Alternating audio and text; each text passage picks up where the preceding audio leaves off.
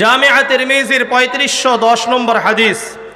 عن أنس بن مالك رضي الله تعالى عنه قال قال رسول الله صلى الله عليه وسلم إذا مررتم برياض الجنة فارتعوا قالوا وما رياض الجنة قال حلق الذكر। আনাস ইবনে মালিক রাদিয়াল্লাহু তাআলা আনহু বর্ণনা করেন, আল্লাহর রাসূল সাল্লাল্লাহু আলাইহি ওয়াসাল্লাম বলেন, হে আমার সাহাবারা, যখন তোমরা জান্নাতের বাগান দেখবে, জান্নাতের বাগান দিয়ে অতিক্রম করবে, ওই জান্নাতের বাগান থেকে পাকা পাকা ফল গ্রহণ করো, ওই জান্নাতের বাগানে অধিক সময় অবস্থান করো। সাহাবারা বললেন, ইয়া রাসূলুল্লাহ, ইয়া হাবিবাল্লাহ, ওয়া মা রিয়াজুল জান্নাহ, ইয়া রাসূলুল্লাহ, দুনিয়াতে জান্নাতের বাগান কোনটি? আল্লাহর রাসূল বললেন, হিলাকুল যিকির, জিকিরের হালকা, ওয়াজ মাহফিল গুলো হলো জান্নাতের বাগান। সুবহানাল্লাহ, সবাই বলেন নাই? জামিআ তিরমিজির 3400।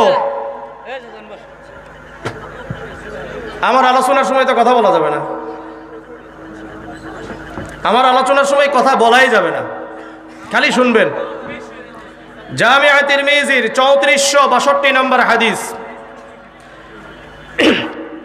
عن عبد الله بن مسعود رضي الله تعالى عنه قال قال رسول الله صلى الله عليه وسلم لقيت إبراهيم ليلة أسري بي।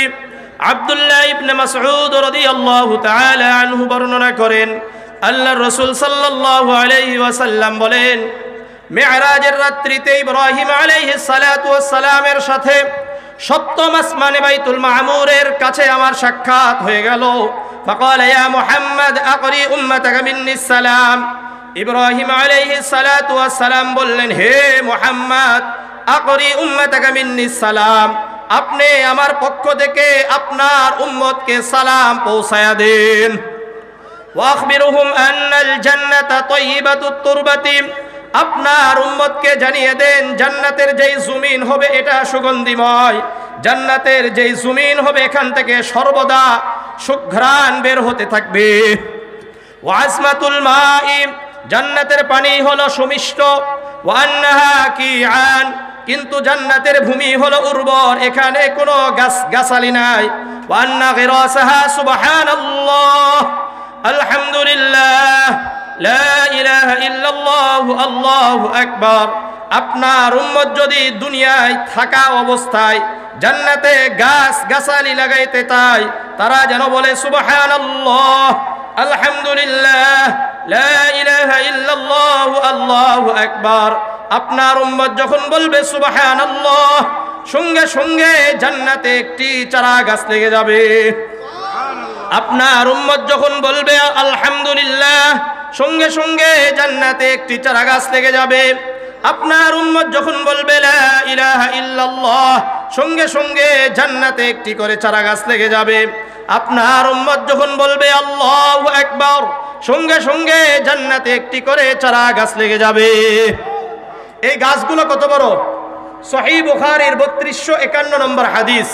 عن أنس بن مالك رضي الله تعالى عنه قال قال رسول الله صلى الله عليه وسلم إن في الجنة لشجرة। আনাস ইবনে মালিক রাদিয়াল্লাহু তাআলা আনহু বর্ণনা করেন, আল্লাহর রাসূল সাল্লাল্লাহু আলাইহি ওয়াসাল্লাম বলেন, তোমাদের জন্য জান্নাতে যেই গাছ লাগানো হবে, ইয়াসিরুর রাকিবু ফি যিল্লিহা মিয়াতা আমিন, একটি যদি ঘোড়সওয়ার 100 বছর দৌড়াইতে থাকে, এরপরেও একটি গাছের ছায়া শেষ করতে পারবে না। তাহলে আমাদের এক একটা সুবহানাল্লাহর বিনিময়ে এক একটা গাছ, এক একটা গাছের ছায়া হবে। আমাদের এক একটা ঘোড়া যদি 100 বছর দৌড়ায়, এরপরেও এক একটা গাছের ছায়া শেষ করতে পারবে না। এই জন্য সুবহানাল্লাহ বলবেন। কারা কারা বলবেন? সবাই লাস্ট পর্যন্ত বসবেন। মুসনাদে আহমদের 12453 নম্বর হাদিস। عن أنس بن مالك رضي الله تعالى عنه قال قال رسول الله صلى الله عليه وسلم ما من قوم اجتمعوا يذكرون الله لا يريدون بذلك إلا وجهه إلا ناداهم مناد من السماء।